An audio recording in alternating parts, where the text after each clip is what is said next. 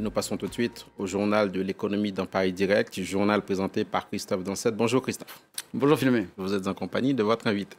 Oui, bonjour Adama Coulibaly, vous êtes ministre de l'économie et des finances de Côte d'Ivoire.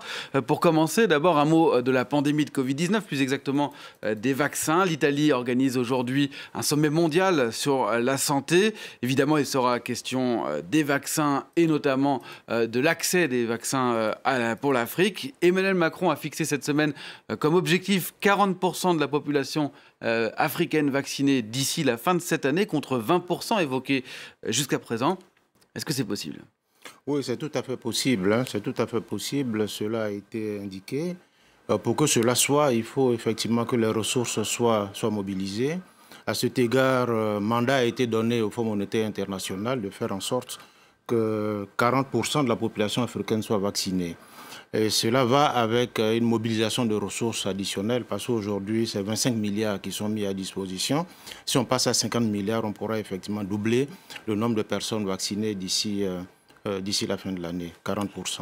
Ce qui serait une excellente chose, parce qu'en réalité, quand vous regardez sur le continent africain, aujourd'hui, le taux de vaccination oscille entre 3 et 5%.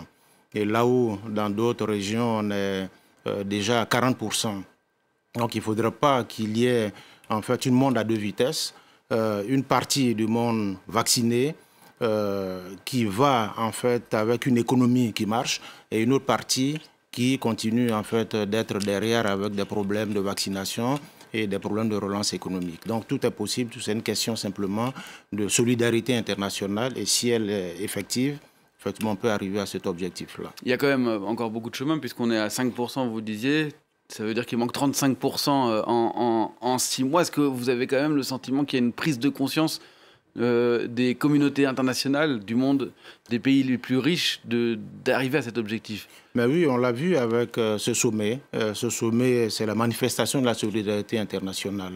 Je voudrais profiter de cela pour dire que les initiateurs du sommet ont vu juste, parce qu'en réalité, ce qu'on a vu comme décision prise au niveau de ce sommet. On va revenir sur le sommet. Je voudrais juste terminer sur la vaccination et notamment d'une autre question avant de parler dans le détail du sommet des économies africaines. La question des brevets, de propriété intellectuelle sur les brevets, sur les vaccins, qui est au centre des discussions à la fois effectivement de ce sommet des économies africaines mardi dernier, mais aujourd'hui aussi à Rome. L'Afrique du Sud et l'Inde plaident notamment pour la levée temporaire des droits de propriété intellectuelle sur les vaccins. Est-ce que la Côte d'Ivoire rejoint leur position? Tout à fait, parce qu'il faut effectivement régionaliser la production de vaccins pour qu'on ait plus de vaccins disponibles pour la population. Il a été acté au cours du sommet, effectivement, que les vaccins soient fabriqués sur le continent africain, mais nous sommes heurtés, en fait, à la question des brevets, la question des droits de propriété, mais aussi tout ce qui est lié au transfert de technologies. L'Organisation mondiale du commerce a été mandatée de regarder ces histoires de brevets et de droits de propriété pour permettre effectivement qu'au moins temporairement, des autorisations soient données pour que les vaccins puissent être produits sur le continent africain. En Côte d'Ivoire, par exemple? Ah oui, bien sûr, pourquoi pas. La Côte d'Ivoire dispose déjà des capacités de production en matière de médicaments. On a une zone franche qui abrite en fait certaines unités de fabrication de médicaments. Pourquoi ne pas accroître les capacités ou bien installer de nouvelles unités industrielles dédiées en fait à la fabrication des vaccins pour le Covid? Alors, revenons justement à ce sommet dédié aux économies africaines qui a été organisé cette semaine, mardi, à l'initiative de la France à Paris. Vous y étiez aux côtés de votre président, Alassane Ouattara. Beaucoup de bonnes intentions finalement à ce sommet, mais peut-être peu de décisions. Alors qu'en retenez-vous?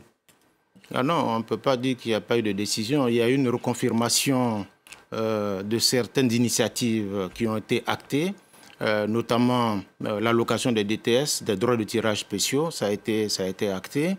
Il y a eu également l'initiative de suspension du service de la dette, ça a été acté, avec une prolongation jusqu'à la fin de cette année. Il y a également la question liée au cadre commun sur la dette des pays dont la dette n'est pas soutenable. Tout ça, ça a été acté. Maintenant, il y a des engagements nouveaux qui ont été pris, qui consiste par exemple à faire en sorte que ceux des pays industrialisés qui disposent de suffisamment de réserves, des réserves confortables, puissent allouer leur part de droits de tirage spéciaux. Les droits de tirage spéciaux qui sont cette monnaie presque du Fonds monétaire international. Bien sûr. Donc, ça serait transmis donc, aux pays en développement pour leur permettre justement d'avoir des ressources pour pouvoir financer leurs efforts de développement. Et sur ce point précis également, le Fonds monétaire international a été mandaté pour faire des études. Comment ces ressources additionnelles vont être utilisées? Est-ce que ça va se faire à travers le fonds fiduciaire de réduction de la pauvreté et de la croissance, ou bien est-ce que ça va se faire à travers les banques multilatérales de développement? Et les deux options sont sur la table. Si on abonde le fonds fiduciaire, le FMI va disposer de ressources additionnelles qu'il pourra mettre à la disposition des États avec des durées plus longues de remboursement, avec des taux d'intérêt plus bas.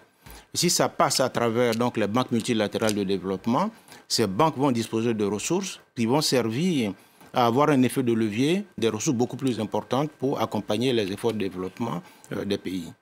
Alors, il y a un chiffre qui a été mis en avant, celui de 100 milliards de dollars qui serait à atteindre. Est-ce que 100 milliards de dollars dédiés à l'Afrique, ce serait suffisant? Ce serait déjà un grand pas. Il faut savoir que sur la base du quota des pays africains, l'Afrique va disposer de 33 milliards de francs CFA sur les 650 milliards de dollars qui sont prévus. Donc, l'Afrique va disposer de 33 milliards de dollars. Donc, il faudrait rajouter en 65 milliards. Voilà. Et donc, peut-être sur les 33 milliards, c'est pour tout le continent africain, mais il faut savoir que l'Afrique subsaharienne ne va avoir sur ce montant que 24 milliards de dollars.